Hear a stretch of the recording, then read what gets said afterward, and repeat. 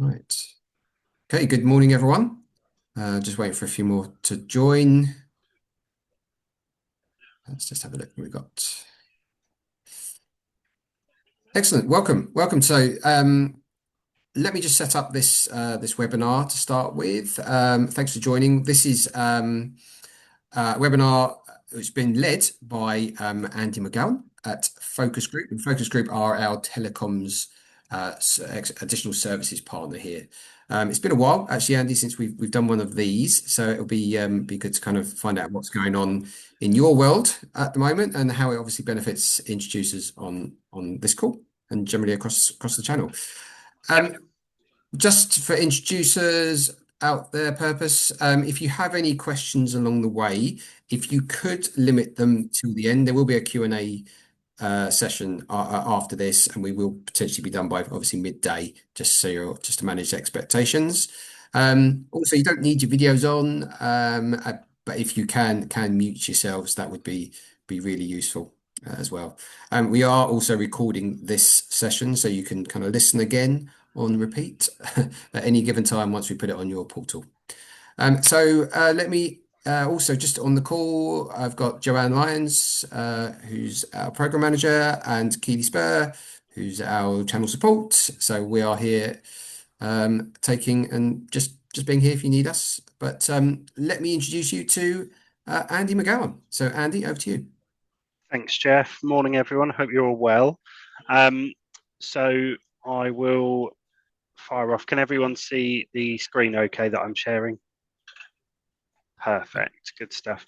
So the actual presentation, I'll try not to bore you to death by PowerPoint, but we've only got a couple of slides today to run through a little bit about Focus Group, what the current technology landscape looks like, the divisions within Focus, and then I want to finish on a video around customer experience and AI, and then hopefully take some questions at the end from anyone. So if we kick off a little bit about Focus. So for those of you who don't know, Focus were set up in 2003, primarily as a calls and lines business.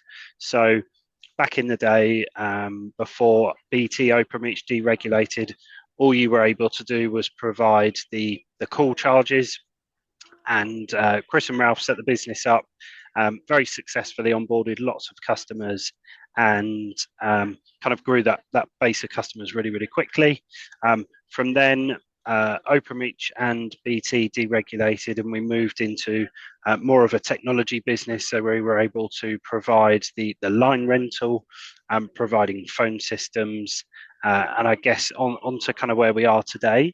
So most of you will know us as Jeff introduced us as kind of a telecoms partner, but there are quite a few other services that we offer as well, which you can take advantage of when you're talking to your customers. So a little bit about us in numbers. So 2024, we had some investment by HG Capital, which made Focus Group a unicorn, so $1 billion valuation.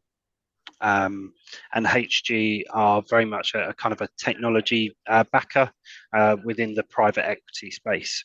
So we got some really good leadership, and our portfolio of products is kind of really slimming down to make sure that the offering we're taking to customers is best of breed and covers what customers are really looking for. We've got 22 regional office locations, so we cover all the way from, I guess, Truro down in the southwest. I'm here in our Brighton office, which is head office, and we run all the way up to Inverness in Scotland, and plenty in between. We've got a 24/7, 365 service desk, which is great for customers. Most technology vendors will be kind of 9 till 5 with on-call engineers out of office, but we've got bums on seats, if you like. We've always got a team on call to help, 500 plus operational staff across the business as well. Not necessarily technology related, but something I always like to talk about is the Focus Foundation. So we, as a business, give back to small and local charities, generally in the kind of mental health and children who come from kind of disadvantaged backgrounds space. And that is all done by the Focus Foundation, which was set up by Chris Goodman, one of the founders of the business. I think it was set up just after COVID, and we crossed the £1 million mark in terms of money that's been given back in grants this year or at the end of 2025. So if we move on to the technology landscape. So if you look on the left, you've got your traditional SME technology landscape. And this is what, when we go to see a business, this is kind of what we're walking into. So you have the customer in the middle, and then they have multiple vendors. So they'll have a telecoms provider, an IT provider, a cyber provider, somebody to procure their Microsoft licenses. But what that means is lots of different numbers to call for support, lots of different contracts, lots of different support desks, and lots of invoices to handle. I guess if you look on the other side of the page, this is kind of our utopia and our vision for what an SME business can have and can work with. So Focus Group can provide all of those technology services, and I'll cover them off slide by slide shortly. But you've got one single point of contact, one invoice, and flexible contracts for the customer. So the approach, this is the approach we take with every single customer. If you look at the likes of maybe BT as a prime example, they'll go and see a customer and they'll be trying to sell a BT product into that customer because that's all they've got access to. So they have access to like a single branded portfolio of products. I hate the term, but we're brand agnostic, which means that we don't have to use any particular supplier. We go in to see a customer and we'll carry out a kind of a detailed in-depth discovery. So we'll be asking the customer questions, trying to work out what they struggle with when it comes to their current technology, what their frustrations are, what's keeping them up at night. So looking at the challenges in the business, and we'll talk to them about what the outcomes are that they're looking to achieve. One thing that we were talking about this week is historically, if you look at telecoms and IT, you'd generally be dealing with an IT person within a business, maybe an IT manager, director, but actually nowadays, the people that we're speaking with are kind of operational leads within a business, because we're talking about where they're coming across frustrations in their business. You know, what are the bottlenecks? What are the repetitive tasks that their staff are completing day to day, and where can we help with automation or making things easier, saving time, money, that kind of side of it. So outcomes is the next step. So we'll talk to the business about what are the outcomes that they're looking to achieve from those frustrations. What are they trying to make better in the business?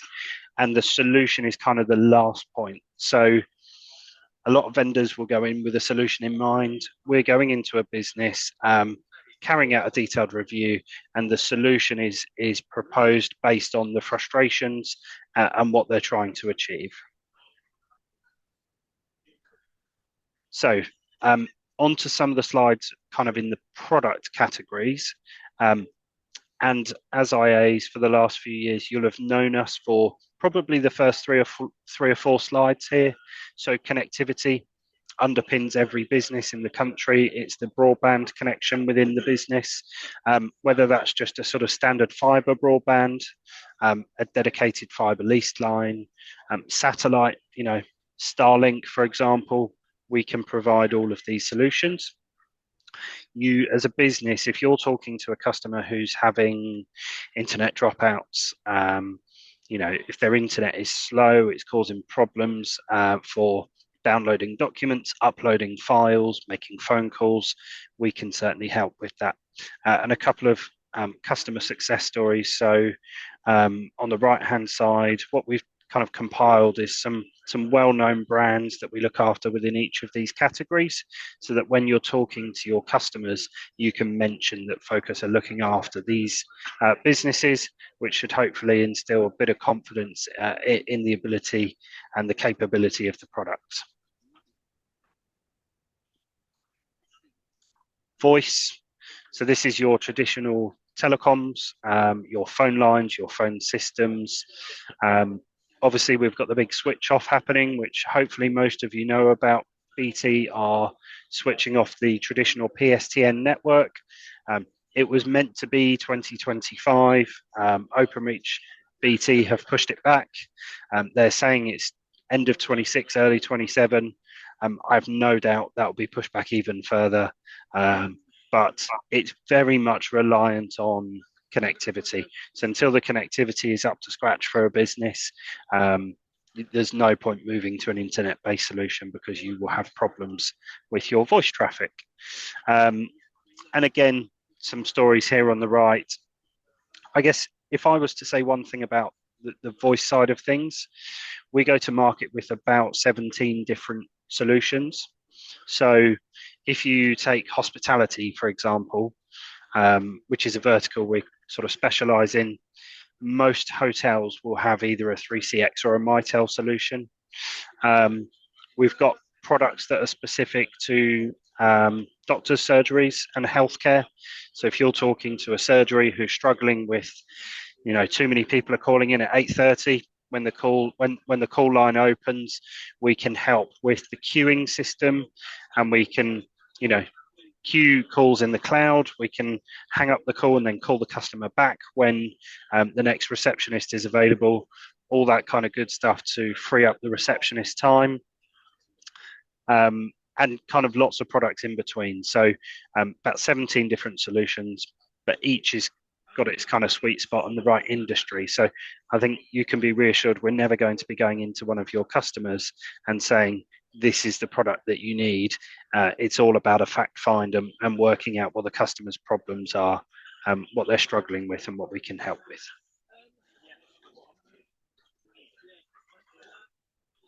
Mobile. So fairly self-explanatory, business mobiles here. We work with all the big vendors, O2, Vodafone, EE. We have our own our own brand, if you like, through Zest, which is a channel business. So we can bill the customer directly. They can be billed by the network. We've got about 12 different routes to market when it comes to this. So whether it's SIM only, whether your customer's looking for a hardware fund, we can help with that. I think the important part here to talk about is IoT, and this ties in a little bit to the PSTN network switch off. So PSTN lines are used for lift lines within a building.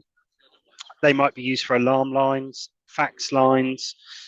There's plenty of solutions out there which currently still use the PSTN network. And you'll find that a lot of the hardware providers, so if you talk about lift lines, for example, you can attach a GSM box into the back of the lift and plug a SIM card in it to replace that lift line. So it moves the customer away from that PSTN network, which is increasing in cost. So analog lines are now about 50% more expensive than they were 2 years ago, and are going to be increasing further. And we can move them onto a SIM card device. We can also provide the hardware that sits behind it, and fund that over a period of time, so your customer doesn't have to pay for it all up front. Mobile security. So we all talk about having antivirus and scanning software on our computers. A lot of people don't think about putting that on your business mobile, but actually in reality, we all use our mobiles probably more than we use our computers. And so downloading files from your email onto your mobile, if it's got a virus, we can provide technology that's going to identify that and prevent a further problem.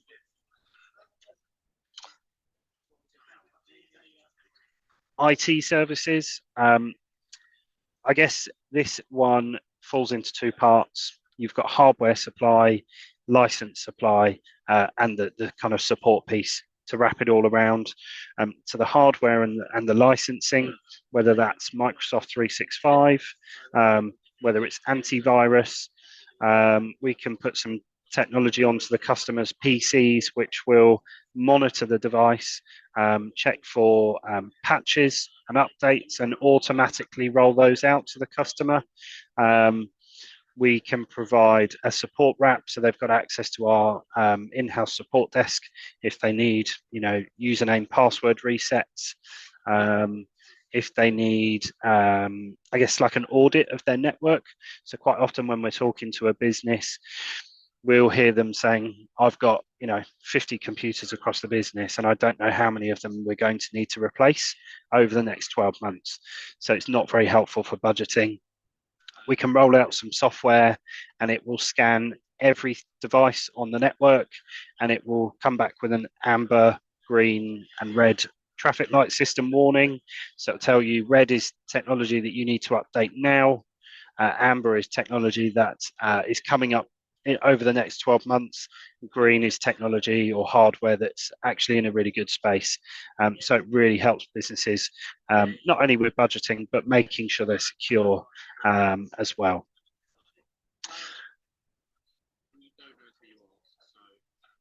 Cyber is a topic that we're talking more and more about with businesses. So cyber, I guess, kind of falls within the IT landscape often. But what you'll find is the current IT provider may be looking after the business from an IT perspective, but actually what they want us to do is go in and do some penetration testing to kind of test that IT provider to make sure that they're up to scratch and there are no vulnerabilities in the network. A big part of cyber as well is around training. So we have a brand, a vendor, cybersecurity awareness, and what that does is provide your customer with training for cyber attacks. So whether that's phishing attacks, GDPR training, we can write policies on how to handle different things. It's all about making sure your staff are fully trained and aware of the vulnerabilities and the different kind of cyber threats on the landscape to make sure that your business is secure as possible. And AI and automation. So I've actually got a video that I want to show in a few moments, but AI and automation is where things are going. So AI, big buzzword in the technology industry now. What does it actually mean? So it's about helping businesses to save on time, make them more efficient. I guess anywhere that you're finding a business who is repeating tasks, we can help to automate those tasks. So if you're manually entering data into a system multiple times a day, the team here can go into the business, understand what they're doing and the reasons why they're doing it, and then help to find routes to automate the process that they're following. We've also got some really cool tools like conversational intelligence. So if you're talking to a business who has quite heavy compliance in their industry, and so somebody has to listen to all of the calls, the likelihood is what you'll find is that compliance officer is probably listening to about 10% of the calls, trying to understand what their staff are talking about and making a guesstimation or a judgment on the remaining calls based on what they're hearing on that small selection. Conversational intelligence is a tool that can overlay many different phone systems. It listens to every single phone call and it will provide feedback to your colleagues, management, on what those conversations look like. So are we saying certain keywords that we need to talk about to make sure the business is compliant? What does the customer sentiment look like? We can transcribe the calls. So often, if you're working in a call center, you'll be talking to a customer, you'll deal with the customer's query or sale or customer service inquiry, make some notes in the customer relationship management system afterwards, and it's all manual. So you put yourself on D&D for 2 minutes after the call to type up your notes. This can do it all automated for you. So it will transcribe the call, it will add the transcribed notes into the CRM system, and it will provide a summary of actions, whether that's the customer's actions or your actions, before the next meeting or before the next call. And it can even prompt you to call that customer back at the correct time when you've told them you're going to call them back. So some really cool stuff there. If I can stop sharing for a moment, and I'm just going to bring up the video that I mentioned.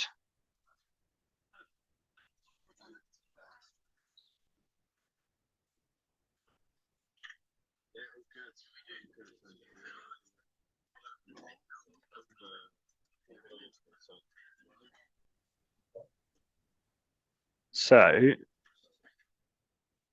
hopefully you can all see that. So I'm going to play it quickly, and then we'll take questions afterwards for anything anyone wants to know. Great customer experience doesn't happen by chance. It happens when people are supported with the right tools at the right moment. Today, many businesses are still slowed down by manual processes, disconnected systems, and repetitive tasks that take up time but add little value. That's where AI automation can make a meaningful difference. At Focus Group, our AI solutions are designed to drive intelligent, connected customer experiences without the complexity. We help you move at your own pace through a journey curated by our AI experts. To kick things off, we assist with making your work easier. AI takes care of everyday friction, handling simple, repetitive tasks so your teams can focus on customers, not admin. Next, we bring connection and coordination to your systems, tools, and channels. When teams have the right context in front of them, customers move through clearer, more consistent journeys. And when you're ready, we move into the autonomous. Routine inquiries are resolved instantly, workflows run end to end, and automation takes on the heavy lifting, all within your guardrails, allowing your teams to focus on high-value conversations. Every step of this journey is built around outcomes, not features. We meet you where you are today and help you grow with confidence into what's next. Higher satisfaction, faster resolution, improved performance, with AI supporting your people and driving growth for your business. Ready to move from fragmented to future ready?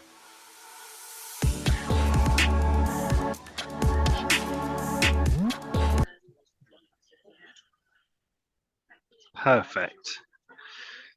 So I'm not going to share the slides again because it just finishes on a question and answer page. But yeah, I'd love to hear any questions anyone might have. Thank you, Andy. Has anyone got anything at all? I mean, I've just got one in, just maybe start us off, Andy, if that's all right. Of course.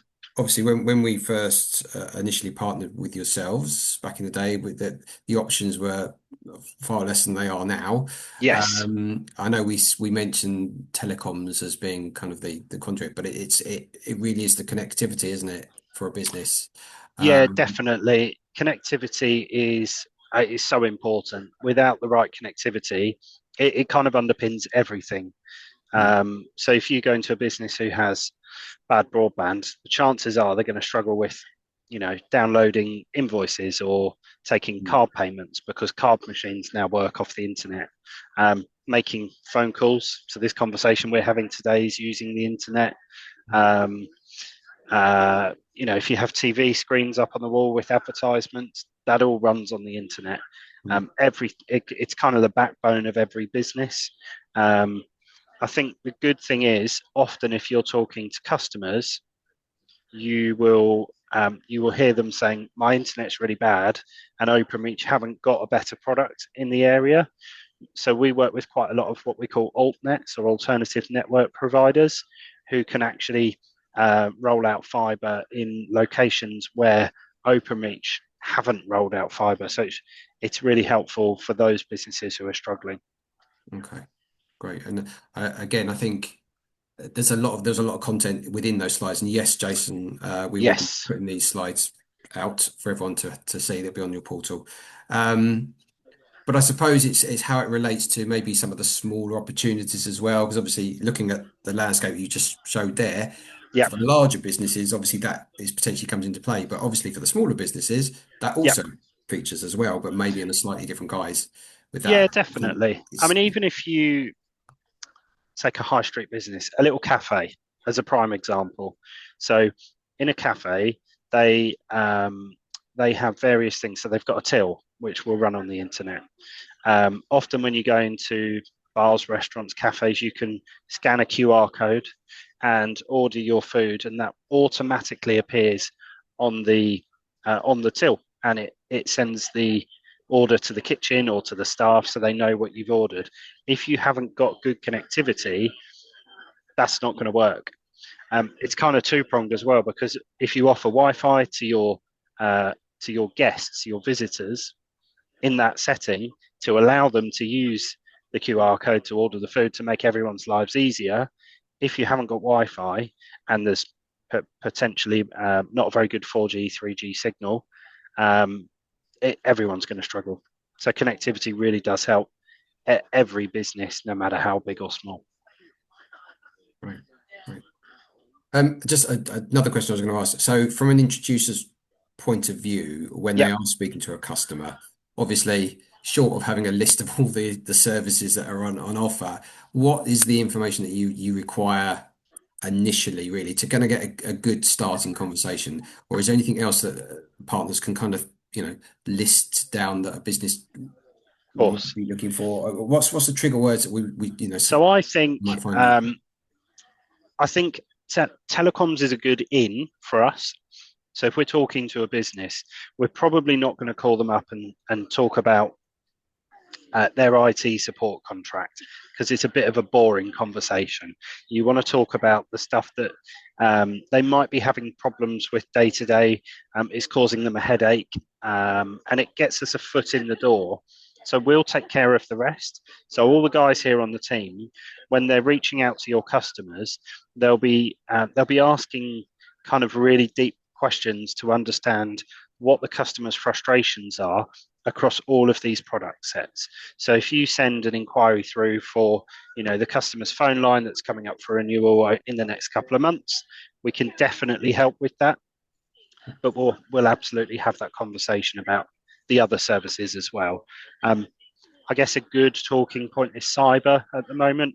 So every business out there that we're talking to is asking us about cyber, because there are so many threats on the horizon, so many vulnerabilities in networks, and there's so much we can do to help them. So cyber is a really good point of conversation. I think we've got a question. Jason Crouch, you've got your hand up. Let's get myself off mute, sorry. Couple of things. One, when you mentioned about the experience that customers are having with like internet response and that sort of thing, do you provide any monitoring tools which might even be apps or whatever that sit in the routers at the client premises, which you would monitor and be proactive in following up issues? So you're not relying on the client actually, saying, "Oh, internet's rubbish here," and them having to run various speed tests. Do you do those yourself automatically, and using your AI trigger calls to the providers? Yeah, I guess that's kind of two-pronged. So the piece around proactive monitoring, often you'll find small businesses, unfortunately, don't have big budgets. So it's all about the hardware that sits on the end of that connection, and the technology that sits on that hardware as well. So yes is the short answer, but it's not always suitable for the really small business because it's cost prohibitive. So we work with Cisco and Meraki, who absolutely do proactive monitoring, but you'd very rarely find those in kind of a high street small business. Okay. I think the good thing, if you look at broadband, for example, so when we provide a customer a broadband, we can also provide like a 4G backup service. So if their main connection was to go down, they've still got connectivity available to keep the business up and running while they report the main connection being down and it's investigated and fixed. Okay. And are you supporting both on-prem and off-prem systems and servers? Yes, absolutely. Okay, because at least if you had on-prem, then you've got some level of resilience if your network is down. 100%, yeah. You also mentioned about AI tooling. Is that AI your own AI tooling for the support and analytics and ticket issuing and resolution side of things? Does it also extend to advise in the same way as you advise for the cyber, advising clients on their best use of AI and setting up their policies for some of the tooling which they have that's internal that you might support but not develop?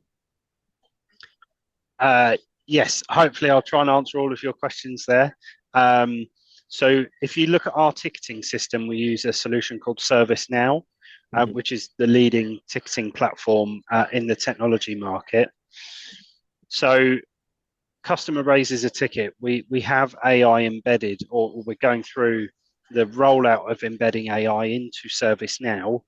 So for simple repetitive tasks, I'll give you an example. I've locked myself out of my laptop. I need to reset my password, or I forgot my voicemail pin on my handset. We're trying to automate those processes so there are as few human touch points as possible. That's great for the customer because they get the resolution immediately when they're raising the ticket, rather than going into a queuing system and having to wait for a response. If you look at, are we advising customers where AI can help their business or where it can help with their tooling? Absolutely. So that is a conversation that we would have with the customer. But again, to understand what their pain points are, what their frustrations are, what's keeping them up at night, and then we can make recommendations to improve on those. Okay, and just one lastly on that one, do you provide any what's the word I'm looking for here? Again, with regards to AI, from the ethical use of it to guide them or warn them that perhaps what they're doing is getting a little close to the mark and that they should reconsider that approach? So, tricky one, right? Because if you want to set up, let's take Copilot, for example. Copilot sits within your 365 tenancy. Mm-hmm. So if you go onto the internet and you use ChatGPT to ask a question, whatever you're inputting into ChatGPT is available for the world. Everyone has access to that.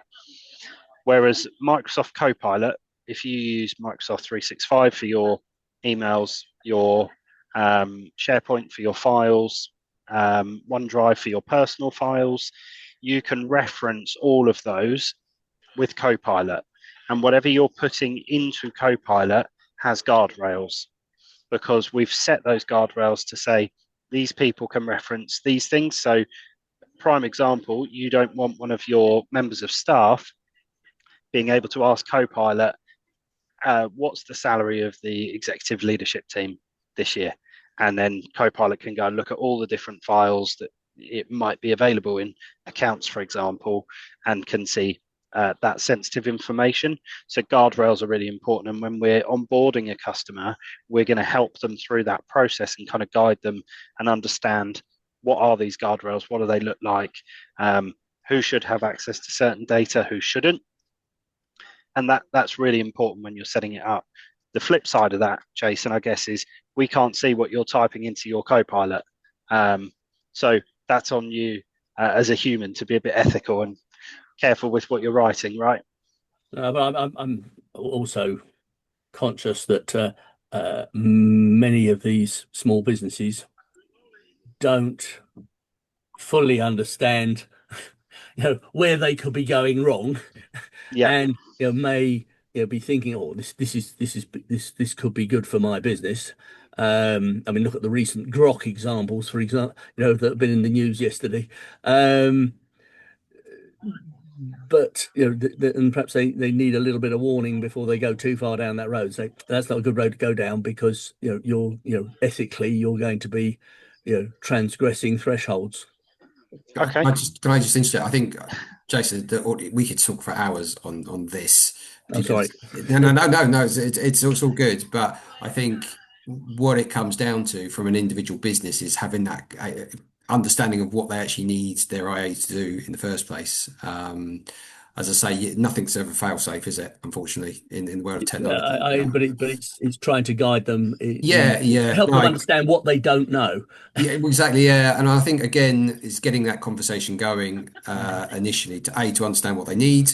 And what I would actually go back and say that initial point of contact when you speak to a potential client is firstly find out a little bit more about the pain points with them. Not, we're talking connectivity, telecoms, even on energy, that to me would be the first. So what are you currently facing with your supplier, regardless? And then from there, you're building that narrative as to, right, what's the service that might be suitable here?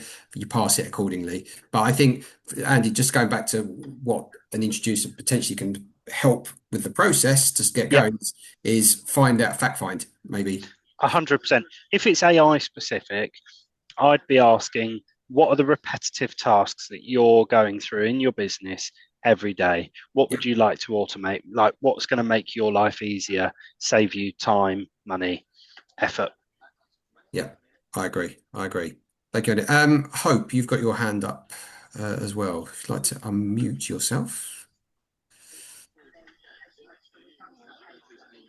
Yes. Hello, everyone. Hello. Sorry.